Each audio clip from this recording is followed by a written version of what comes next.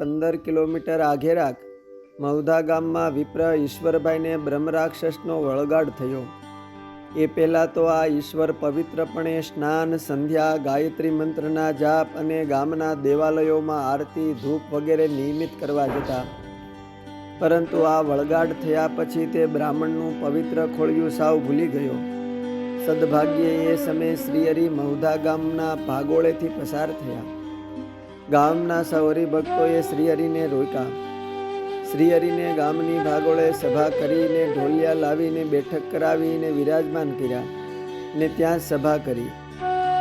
શ્રીહરિએ સભામાં સૌ હરિભક્તોને વાતો કરતા હતા ત્યારે ગામના લોકો ઈશ્વરને ટીંગાટોળી કરી લાવ્યા. એ વખતે એ બ્રહ્મરાક્ષસ ઊંચા સ્વરે શ્લોકો બોલતો બોલતો આવતો હતો. એને લાવીને શ્રીહરિ સન્મુખ બેસાડ્યો અને મહારાજને પ્રાર્થના કરીને ઈશ્વર ઉપર અનુગ્રહ કરવા પ્રાર્થના કરી. શ્રીજી મહારાજે પૂછ્યું કે આ શ્લોક કોણ બોલે છે? ભક્તોએ કહ્યું કે મહારાજ, એ અમારા ગામના ગોર ઈશ્વરને બ્રહ્મરાક્ષસ વળગ્યો છે. તે બહુ હેરાન કરે છે, માટે આપ કૃપા કરીને એનો છુટકારો કરો. એમ વાત કરીને 2-3 જણે ઈશ્વરના બાવડા પકડીને શ્રીજી મહારાજ સામે ઊભો રાખ્યો. એ તો શ્લોકો જ બોલતો હતો. મહારાજે તેની પર દ્રષ્ટિ કરીને પડકારો કર્યો કે હવે ચૂપ થઈ જા. એટલે તે તુરત જ શ્રીહરિનું વચન સાંભળીને ચૂપ થઈ ગયો. પછી મહારાજે પૂછ્યું, તું કોણ છે? ત્યારે બ્રહ્મરાક્ષસ બોલ્યો, જે એનું તમારે શું કામ છે? તમે તમારું કામ કરો. શ્રીહરિ મંદ મંદ હસ્યા અને બોલ્યા, એલા, અમે અમારું લોકોને જન્મ મરણના ફેરામાંથી છોડાવવાનું કામ જ કરીએ છીએ. તું નાહક ભૂત યોનિમાં પ્રેત થઈને ભટકે છે, તેથી તને આજ છોડાવવા સારું આવ્યા છીએ.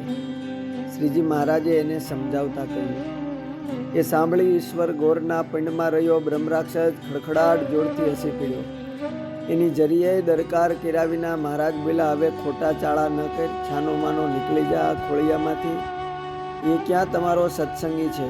નાહક તમે સિદ્ધ મહેનત કરો છો. બ્રહ્મરાક્ષસ બોલ્યો. શ્રીહરિ બોલ્યા, જે તે નહીં હોય તો અમે કરીશું અને તે થાશે. એમ કહીને મહારાજે ઈશ્વર ભટ્ટનો હાથ પકડી હથેળીમાં પાણી રેડ્યું ને વર્તમાન ધરાવ્યા. ઈશ્વરને સત્સંગી કર્યો. એટલે બ્રહ્મરાક્ષસ જરા ઢીલો પીડ્યો ને બોલ્યો, અરે રે બાપજી, તમે તો ભગવાન છો, મારા પર થોડીક તો દયા કરો, હવે હું ક્યાં જાઉં? એમ કરગરવા લાગ્યો. આ અમારા સંન્યાસી દેવાનંદ સ્વામીના પંડમાં જા, તને અને એને મજા આવડશે. નારે બાપજી, એમાં મારાથી પેસાય ખરું? એ તો હનુમાન જતી જેવા બળિયા છે, હું તો સળગી જ મરું ને. શ્રીહરિએ વચલો રસ્તો કાઢતા કહ્યું કે તો એમાં શું, તારે ભટકવું નહીં પડે ને સારા ઠેકાણે જઈશ. છતાં એ તું અમારા 500 પરમહંસો છે તેમાં ફાવે ત્યાં જા. એમ ઘડીક મહારાજે રમત માંડી. ઈશ્વરના દેહમાં રહેલો બ્રહ્મરાક્ષસ બોલ્યો, જે ના હો, તેમાંય જવાની વાત જ ક્યાં રહી? એ બધાય તો તપની મૂર્તિ છે, તેની સામે જોવાય નહીં, તો બળી જ મરું. તો એમ કર્યા વડલામાં રહે, અહીં તને બરાબર ફાવશે. મહારાજ, પ્રભુ, અહીંયા તો નિત્ય સત્સંગ થાય છે. જ્યાં સામર્થ્યવાળા સાધુનો પડછાયો પડે ત્યાં મારાથી રહેવું ભારે પડે. શ્રીહરિ કહે તો તું જ કહે, તારે ક્યાં રહેવાની ઈચ્છા છે?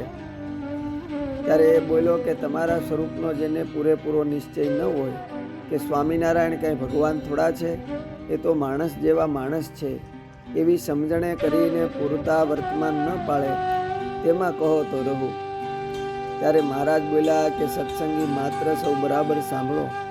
આ બ્રહ્મરાક્ષસ તમારામાં આવવાનું કહે છે. અમારા વર્તમાન ન પાળતા હોય તેમાં તે આવવા ઈચ્છે છે તો મોકલીએ. ત્યારે ભાઈઓએ હાથ જોડીને કહ્યું કે ના મહારાજ, તમારી કૃપા ઓછી ન કરતા રહેવા દેજો. અમારો મનુષ્ય અવતાર બગડી જશે. તમે જેમ શિક્ષાપત્રીમાં આજ્ઞા આપી છે તેમ અમે ધર્મ નિયમ વર્તમાન પાળીશું. અમારી પાસે તેને ન મોકલો. પછી મહારાજે હથેળીમાં જળ લઈ ઈશ્વર ભટ્ટના માથે છાંટ્યું અને કહ્યું, અમે તને બદ્રિકાશ્રમમાં તપ કરવા મોકલીએ છીએ, જેથી તારો આ યોનિમાંથી છુટકારો થશે. પછી અમારા સત્સંગીને ત્યાં અવતાર ધરી ભક્ત થઈએ.